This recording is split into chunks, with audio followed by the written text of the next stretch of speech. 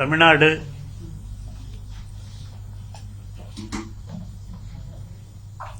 வனத்துறையின் சார்பாக மாநில வன உயிரின வாரியத்தின் இலைக்குழு கூட்டமும் அதேபோல தமிழ்நாடு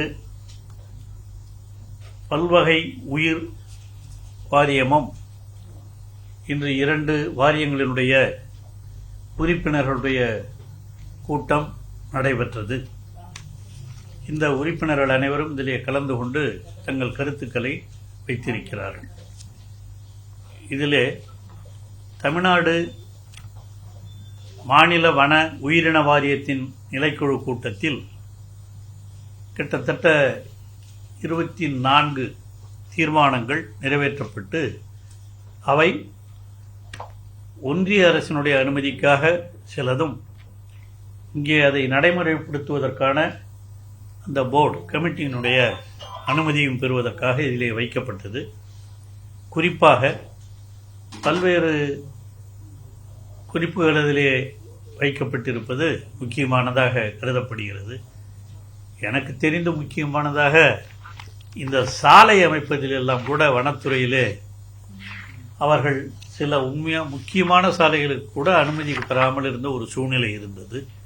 அந்த அடிப்படையில் தான் இன்று அந்த கூட்டத்திலே உங்களுக்கு எல்லாருக்குமே தெரியும், இந்த மகாபலிபுரத்திலிருந்து மாமல்லபுரத்திலிருந்து பாண்டிச்சேரி செல்வதற்காக தேசிய நெடுஞ்சாலை உருவாக்கப்பட்டு ரொம்ப காலமாக இருக்கிறது. ஆனால் அந்த தேசிய நெடுஞ்சாலை அதிலே நடுவிலே பல இடங்களில் வனத்துறையினுடைய சொந்த நிலங்களும் வருகிற காரணத்தினால் அந்த சாலை முழுமை பெறாத அளவிற்கு இருப்பதனால் அதிலே பயணிக்கிற பயணிகள் எல்லாம் மிகவும் இன்னல்களுக்கு உள்ளாகி இருக்கிறார்கள் என்ற ஒரு புகார் வந்ததன் அடிப்படையிலே அந்த சாலையிலே வனத்துறையின் சார்பாக தேசிய நெடுஞ்சாலைக்கு அனுமதி அளிக்க வேண்டும் என்ற கோரிக்கையையும் நாங்கள் முன்வைத்திருக்கிறோம். அது ஒன்றிய அரசிற்கு அனுப்பப்பட்டு அவருடைய அனுமதியையும் பெறுவதற்காக வைக்கப்பட்டிருக்கிறது. அதுபோல் பல்வேறு கோரிக்கைகள் வைக்கப்பட்டிருக்கின்றன. அந்த பல்வேறு கோரிக்கைகளையும் ஒன்றிய அரசின் மூலமாக நிறைவேற்றுவதற்கு, குறிப்பாக பொதுமக்களுக்கு நன்மை தரக்கூடிய பல நிகழ்வுகளை நாம் காப்பாற்ற வேண்டும் என்ற நிலையோடு இதை செய்து கொண்டிருக்கிறோம். குறிப்பாக வனவிலங்குகளை பொறுத்தவரையில் யானைகளாக இருந்தாலும் புலிகளாக இருந்தாலும் அவைகளெல்லாம் பாதுகாப்பதற்காக வனத்துறையின் மூலமாக பல்வேறு நடவடிக்கைகள் எடுக்கப்பட்டு வருவதை நீங்கள் அறிவீர்கள். ஆகவே அந்த அடிப்படையில் தான் இந்த வாரியத்தினுடைய நிலைக்குழு கூட்டம் நடைபெற்றது. அதேபோல இந்த வாரியத்தினுடைய பல்வகை உயிர் வாரியம், அதாவது கிராமங்கள்லாம் உங்களுக்கு தெரியும், அங்கே பல்வேறு இந்த செடிகள் போன்றவைகள் எல்லாம் நடுவதற்கு தாவரங்களை வளர்ப்பதற்கான நடவடிக்கைகளும் எடுக்கப்பட்டிருக்கின்றன. அவைகளிலே கிராம பஞ்சாயத்திலே இருந்தும் அதேபோல பல்வேறு இடங்களிலே அவைகள் எல்லாம் உருவாக்கப்பட்டிருக்கின்றன. அவைகளுக்கெல்லாம் வனத்துறையின் மூலமாக அமைக்க வேண்டும் என்று இந்த 2 குழுவினுடைய இந்த வன உயிரின வாரியத்தின் நிலைக்குழு தலைவராக இருக்கிற நம்முடைய தமிழக முதலமைச்சர் அவர்கள் பல்வேறு கருத்துக்களை எடுத்துச் சொல்லி இந்த வன உயிரின இழப்பு தமிழகத்திலே ஏற்படாத அளவிற்கு எதை செய்ய வேண்டும் என்றெல்லாம் இந்த குழுவிற்கும் ஆலோசனைகளை வழங்கியிருக்கிறார். அந்த அடிப்படையில் தான் தமிழக முதலமைச்சர் அவர்கள் வனத்துறையிலே விலங்குகளும் பாதிக்கப்படக்கூடாது, அதே நேரத்திலே இயற்கை வளமும் பாதுகாக்கப்பட வேண்டும் என்ற உணர்வோடு தான் இந்த 2 குழுக்களும் நியமிக்கப்பட்டு செயல்பட்டு கொண்டிருக்கின்றன. இந்த குழுக்கள் எல்லாம் இப்பொழுதுதான் முதலாக இந்த உயிரின வாரியத்தின் நிலைக்குழு கூட்டம் முதல் கூட்டமாக இப்பொழுது நடைபெற்றது. அந்த அடிப்படையிலே இவைகளெல்லாம் மீண்டும் வன உயிர்களை காப்பதற்கும் இயற்கை வளங்களை பெருக்குவதற்கும் நாம் எல்லா நடவடிக்கைகளையும் எடுத்துக் கொண்டிருக்கிறோம். குறிப்பாக கடலோர பகுதிகளிலே இருக்கிற பகுதிகளை பாதுகாப்பதற்கும் அதுபோல பல்வேறு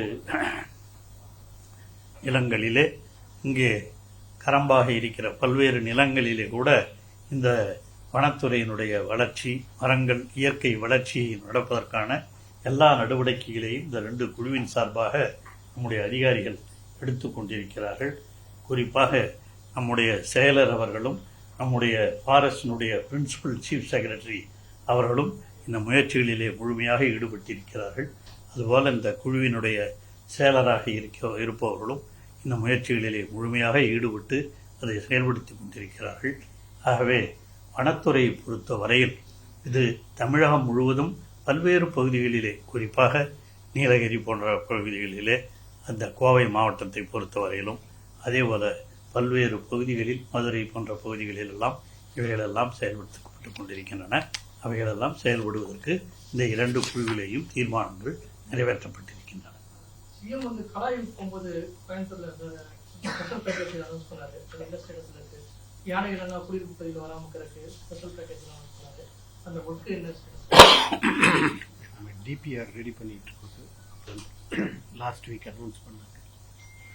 சென்ற வாரம் அதை முதலமைச்சர் அவர்கள் கோவைக்கு சென்றிருக்கிற பொழுது அறிவித்திருந்தார்.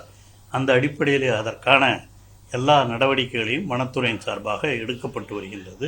நிச்சயமாக வெகு விரைவில் முதலமைச்சர் அவர்கள் சொன்னதைப் போல எல்லா பணிகளும் செய்து முடிக்கப்படும். யானைகள் மறுவாழ்வு முகாமுக்கெல்லாம் அழைச்சி போற பணிகள் நம்ம பார்க்கிறோம். அந்த திருச்செந்தூர் தெய்வானை யானைக்கு அது மாதிரி ஏதாவது தேவைப்படுது? அந்த திருச்செந்தூர் தெய்வானை யானையை நம்ம அனுமதி இல்லாமல் அங்கே வச்சிருந்தது. வனத்துறையினுடைய அனுமதியே இல்லை. அந்த யானையே அஸ்ஸாம்லேருந்து வந்ததுன்னு நீங்கள்லாம் பத்திரிகையில் டிவியெல்லாம் பார்த்துருப்பீங்க. அந்த மாதிரி ஒரு சூழ்நிலைகள்லாம் வளர்ந்தது. இருந்தாலும் எதுவாக இருந்தாலும் அதை பாதுகாக்க வேண்டிய பொறுப்பும் எங்களுக்கு இருக்கிறது என்ற காரணத்தோடு அதற்கான நடவடிக்கைகளையும் வருங்காலத்தில் எடுக்கும். தமிழ்நாடு முழுக்க இருக்க கோயில் யானைகள் எல்லாமே வனத்துறை அனுமதி முறையாக இல்லாமல் அது எல்லாம் கன்சல்ட் பண்ணிட்டு தான் இருக்கிறாங்க. கன்சல்ட் பண்ணி கேட்பாங்க. அந்த அடிப்படையில் நாம் சொல்கிறோம். அவங்க கூடுமானவர்கள் அதை மெயின்டைன் பண்ணுறது அந்த கோயிலுடைய அறநிலைத்துறை, கோயிலுடைய பொறுப்பு. அவங்க அதை சில நேரங்களில் செய்யாத காரணத்தினால் இது போன்ற நிகழ்வுகள் நடைபெறுகின்றன. வனத்துறை அனுமதி இல்லாமல் எத்தனை யானைகள் அது எண்ணிக்கையில் அவனோட தெரியாது. பல்வேறு கோயில்களில் பெரும்பாலும் அனுமதி பெற்று வைத்திருக்கிறார்கள். சில கோயில்களில் அனுமதி இல்லாமல் வைக்கிறாங்க. அதையெல்லாம் அவங்க ஹெச்ஆர்என்சி கூட பேசிட்டு இருக்கோம் சார். ஹெச்ஆர்என்சி கூட பேசிட்டு அங்கே இருக்கிற அனுமதி இல்லாமல் இருக்கிற யானைகளை எல்லாம் கூட அனுமதி பெற்று வைக்க வேண்டும் என்று நாம் அந்த அறநிலையத்துறையோடும் பேசிக் கொண்டிருக்கிறோம். நிச்சயமாக அதுக்கான நடவடிக்கைகளும் எடுக்கப்படும்.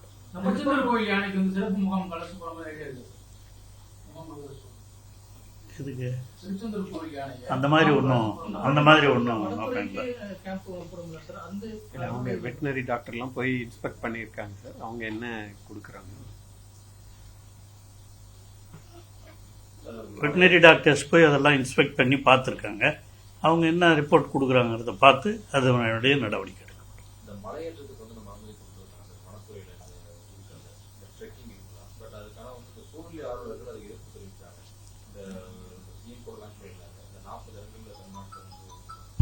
இல்லை, இந்த ட்ரக்கிங் இது போட்டதுக்கு ஒரே ஒரு கேஸ் ஃபைல் பண்ணியிருக்காங்க சார். அதுக்கு நம்ம டிஃபெண்ட் பண்ணிட்டு இருக்கோம். அதற்காக சட்டத்துறையின் மூலமாகவே சட்டம் ரீதியாக நடவடிக்கை எடுக்கப்பட்டு வருகின்றது. மதுரை மேலூர் நாயக்கர்பட்டியில அந்த ஒரு ஆலை வரதா சொல்றாங்க. அந்த அரிட்டாபட்டி அந்த பகுதியில் கனிம வளம் எடுக்கிறதுக்காண்டி அரிட்டாபட்டி தான் அதுங்க. அரிட்டாப்பட்டி நிலம் முதல்ல வருவாய்த்துறையின் ட்ரஸ்ட் அந்த அடிப்படையில் தான் அது கொடுக்கப்பட்டது. அதில் குறிப்பாக நமது ஆட்சி வந்த பிறகு தான் இந்த அரிட்டாப்பட்டி நிலம் உயிர் பன்முகத்தன்மை பயோடைவர்சிட்டி ஹெரிட்டேஜ் சைட் ஆக அறிவிக்கப்பட்டது. அந்த இடத்த அறிவிச்சிருக்காங்க.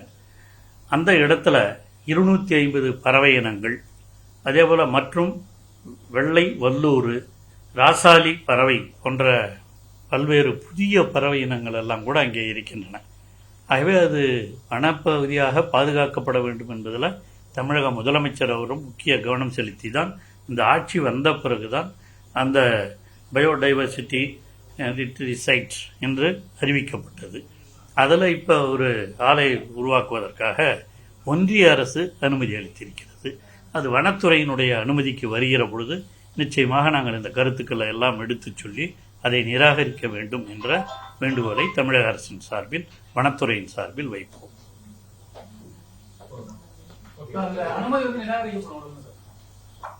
நாம் ஒன்றும் அனுமதி கொடுக்கல. நம்ம வனத்துறையின் மூலமாக அனுமதி இன்னும் வழங்கவில்லை. தமிழ்நாட்டை பொறுத்தவரை நாம வழங்குறது ஒன்றிய அரசு அப்ளிகேஷன் எப்ப வருதோ அதுல நம்மளுக்கு பாதிப்பு அவங்க இருக்கான்னு விண்ணப்பிக்கவே இல்லை. அது விண்ணப்பித்த பிறகு நாம் இந்த பாதிப்பு காரணங்களை ஏதாவது சொல்லி, இருந்ததுன்னா ஆமா பாதிப்பு இருந்ததுனால் அது நிராகரிக்கும்.